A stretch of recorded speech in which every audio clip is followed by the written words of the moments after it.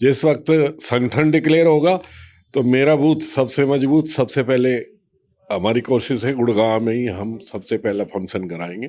काकरोला के अंदर विश्वविद्यालय शुरू किया था जी। वो महिला विश्वविद्यालय था, वो आज तक कंप्लीट नहीं हुआ है। एक डिफेंस यूनिवर्सिटी बनाई थी गुड़गांव के अंदर, जो बादशाहपुर विधानसभा के लगते हुए बिनोला के अंदर थी, उसका कार्य अब तक पूरा नहीं हुआ है। कॉमर्स कॉलेज कांग्रेस सरकार के टाइम में सेक्टर 51 में शुरू हुआ था, जिसके affiliation Shri Ram college of commerce के दिल्ली के उससे शुरू होनी थी, वो आज तक हुई नहीं है। 5 साल पहले ये था, तो अब तो भाजपा के 2 या 4 ही पार्षद जीतेंगे, ज़्यादा कुछ नहीं है सब।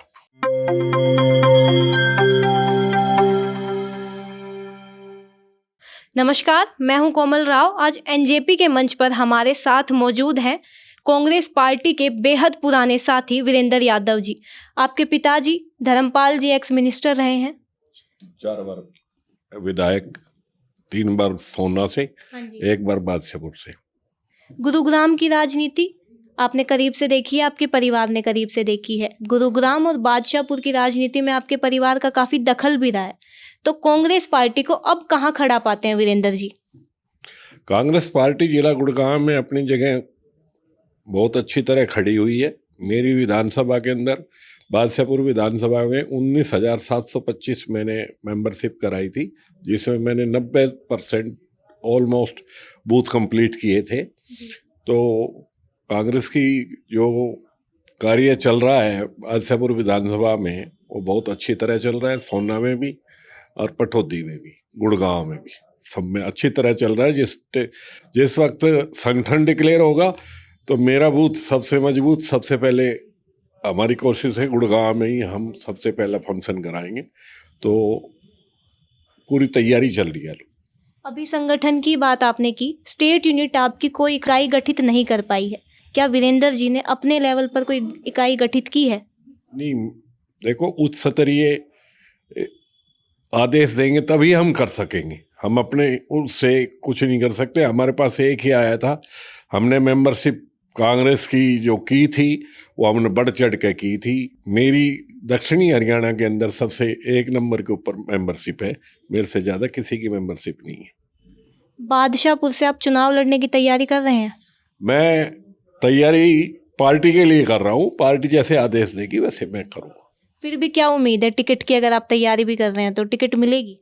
टिकट तो पार्टी ने देना है, पार्टी ने सर्वे कराना है, पार्टी ने जो डिसीजन होगा वो सर्वमान्य। पीछे भी हमें टिकट नहीं मिला था 2019 में, लेकिन हमने फिर पार्टी के साथ हमने दिया। हमने कोई इलेक्शन इंडिपेंडेंट या कुछ भी फार्म वगैरह भी कुछ नहीं भरा।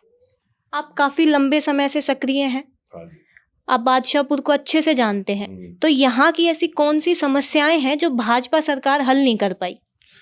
भाजपा सरकार सबसे पहले तो यहाँ पर एजुकेशन की जो थी वो नहीं कर पाई। काकरोला के अंदर विश्वविद्यालय शुरू किया था जी। वो महिला विश्वविद्यालय था, वो आज तक कंप्लीट नहीं हुआ है। उसकी क्लासेस मानेसर पॉलिटेक्निकल कॉलेज के अंदर लग रही है। और सेकंड नंबर पे एक डिफेंस यूनिवर्सिटी बनाई थी गुड़गांव के अंदर, जो बादशाहपुर विधानसभा के लगते हुए बिनोला के अंदर थी, उसका कार्य अब तक पूरा नहीं हुआ है। जैसे कांग्रेस के टाइम में 2014 में था, उसी स्थिति में आज भी बरकरार है।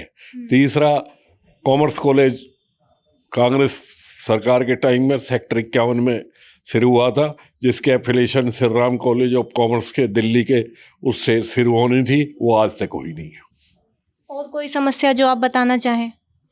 और सफाई कर्मचारी लगातार उस पर प्रदर्शन पे हैं, स्ट्राइक पे हैं, उनका कोई समाधान नहीं हो रहा। हर सेक्टरवासी, हर नागरिक उनसे इस चीज़ से बहुत परेशान हो रहे हैं, और बार बार ये लोगों को एक बहुत बड़ी कठिनाई आ रही है शहर के अंदर। नगर निगम चुनाव लगातार लेट होते रहे हैं, लेकिन देखें तो भाजपा के पास सैकड़ों लोगों की सूची है। अगर कांग्रेस की देखते हैं तो आपके पास टिकटार्थियों की क्या स्थिति है? टिकटार्थियों की हमारे पास फार्म भरे हुए हैं। बाकी जो है नगर निगम के इलेक्शन की बात, पिछला जो नगर निगम का इलेक्शन जो हुआ था, उसके अंदर भाजपा ने 35 सीटों में से 35 पार्षद टिकट दी थी, जिसके अंदर से केवल 12 ही जीत के आए थे, बाकी सब हार गए थे 23 के 23। ऐसी कोई भाजपा की अच्छी स्थिति नहीं है। जब 5 साल पहले ये था, तो अब तो भाजपा के 2 या 4 ही पार्षद जीतेंगे, ज़्यादा कुछ नहीं है सब। प्रदेश हाईकमान ने संगठन को लेकर कोई आश्वासन दिया है? आश्वासन दिया है, कोई मीटिंगें थी, पीछे इलेक्शन थे, 4-5 राज्यों के, वहाँ पर बीजे थे नेता लोग, तो अब फ्री हुए हैं, अब हो जाएगा सब डिक्लेयर। इस महीने में उम्मीद है हमें हो जाएगा, नए साल से पहले पहले। अब आज का अंतिम सवाल, ऐसा देखा जाता है कि राजनीति में बच्चे अपने पिता की विरासत को काफ़ी अच्छे से संभाल लेते हैं।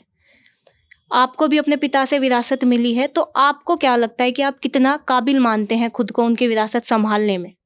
मैं तो जितनी जो उनके पद चिन्हों पे उन्होंने चलाया है, उन पद चिन्हों के ऊपर चल रहा हूँ। मैं हर व्यक्ति के, हर अपने साथी का, हर परिवार का दुख में सुख में जाने की पूरी कोशिश करता हूँ, मिलने की कोशिश करता हूँ, समय निकालता हूँ।